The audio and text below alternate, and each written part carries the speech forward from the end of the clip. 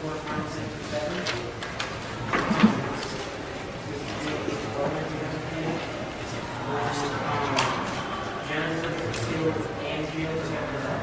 And they're basically best friends. And he kills them just to get to his other friend because he was kind of a rivalry between them. And no one even looked at it weird. Well, I'm unfortunately not familiar with Crisis Core. I haven't played 7 yet. You mean Sephiroth doesn't die? You just ruined it for me. Come on, man, I haven't played it yet. Yeah, I'm only like 20 hours in. I'm sorry, I'm not familiar with Crisis Core, so I wouldn't know that. Like, what would your question be? Yeah. Speak up a tiny bit, I can't hear you very well. You have this question about things that the hero did that was wrong that he should not punish for. So basically kill his best friend to get to somebody else. That's a No one gets that out. Like I said, I apologize. I can't really answer that well because I'm not very. I will get back to you when I play Crisis Core. All right, we got one more question. One more suggestion, and then we will go into the next question. Gambit. Yeah, I personally think that it's the whole Lord of the Flies thing. You know, man is inherently evil. If you think about it, games like Fable, any BioWare game. Yeah, you're right with that one. How many people here win Light Side or Paragon? 7 times in KOTOR 1. How many 7 times did you go Dark Side? 0. Really? 0. I can't hurt Ithorians. They're just too cute. They're little. They're hammerhead shark thingies with speaker voices. How can you hurt them? I had to give them all the money I could. Like you Dungeons and Dragons. How many people here play lawful? Monks, you've got to be lawful. Chaotic good. Even if you're good, 9 times out of 10 you're chaotic good. I've had so few paladin players. Because paladins are the fun police. All right, Jews can't be paladins. Well, going to anime, the best paladin is Alexander Anderson from Hellsing. Yeah. Exactly. Okay, but I'm glad you asked that because that leads me into another question of mine. What do you guys think of the black and white morality system that a lot of RPGs are going into? You went up immediately. I really hate it. Really? Because it forces you to make a choice, and life isn't just like black and white, gray, whatever. You should be able to focus on the storyline, not what you're doing in the story. I mean, people like to see their effect on the story particularly, but it's more about the actual storyline than focusing on what you're doing. It's about pushing the character through this. Well, that's a good point. All right, let's see. You're shaking your hand. You really want to be heard. All right, you. Yeah, you. Well, I personally think that games like, say, Oblivion and Fallout 3, they're too bland and to the point. Do you say you do an action, that's all that happens? There's not really any music or feeling to it. When there is just a little bit of plain feeling toward what you did, say you kill someone innocent, it's kind of like... Stop right there, criminal scum. Don't touch him, he's evil. And while there's a game like, let's say, classic do good, evil thing, where it's an obvious field that goes just too far in depth. Like Final Fantasy IV, I guess. Okay. Hey, by the way, that leads to ask a question. Sure. Although later in the game you fight this wall that tries to close in on you. Oh, the demon wall, that was really fun. Yes. That was a blast. Right. Anyways, before that, Paladin 4 unfroze themselves in stone in order to gap. If you got One of the best parts of that whole game, because they were like 8. And they're just like, yeah, we're just going to turn ourselves into freaking statues so you guys can save the world. Peace. Yeah. It was like, that game has some of the most gripping and intense moments of just, you feel so bad.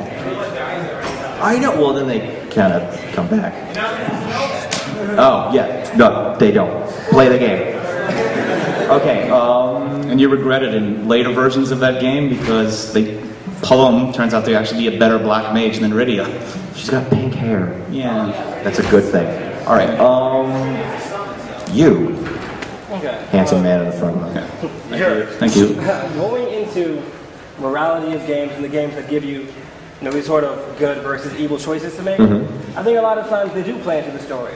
And even for games that I say don't have the strongest story, for instance, Fable 2, but the story for that game is kind of weak.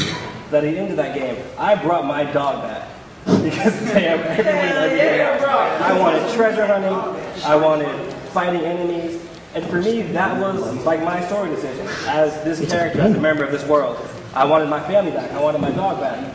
And those sort of things inform the choices I make, even when playing a game that I'm not actually in. I still play it as if I would make the decisions I choose in real life, be they good or evil.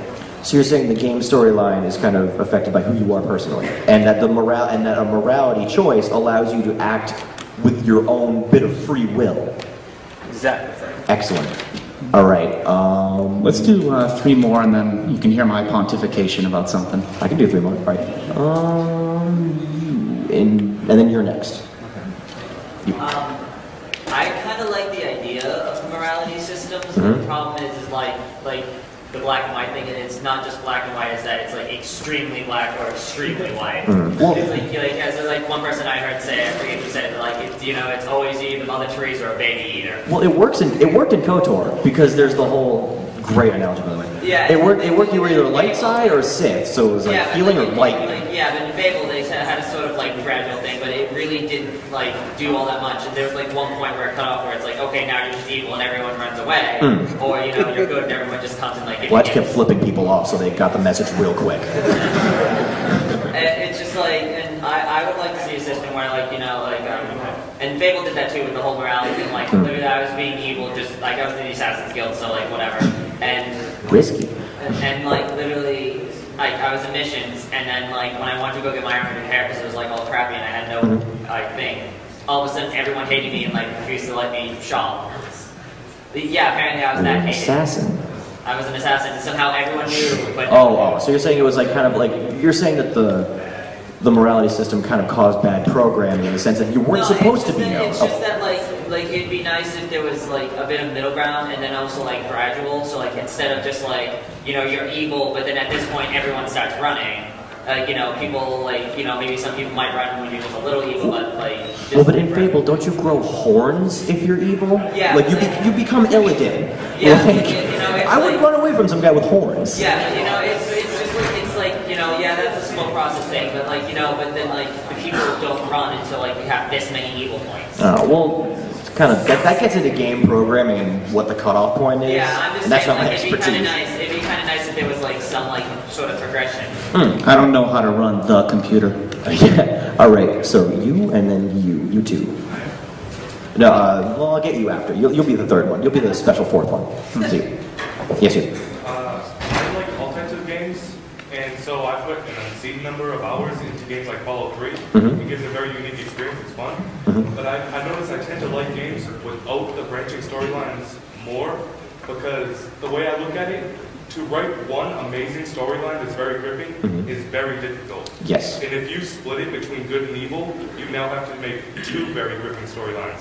At every point that a game splits, there's that much more work that you have to put into it. And there are very few writers that are that good to make every possible branch as gripping as one major story. Well, could you throw an example out? Like what you think is a good example and what might be a bad example? One story that I really liked a lot was Final Fantasy X. I mean, by the time I finished that game, I was almost in tears because I did not want to see, what happens to the main character. Yeah, also don't say that because I haven't played that yet. I'm almost there. You find out what's going to happen, and then you have to push forward and watch it happen. And for example, opposing example, I also said Fallout 3. It's fun as hell. I mean, I love being good guy sometimes, bad guy Punching sometimes. approaches. Yeah, but at the end of the day, it's just me doing quests because they're fun, not because I'm being moved by the story. Gotcha. That's just for fun. All right.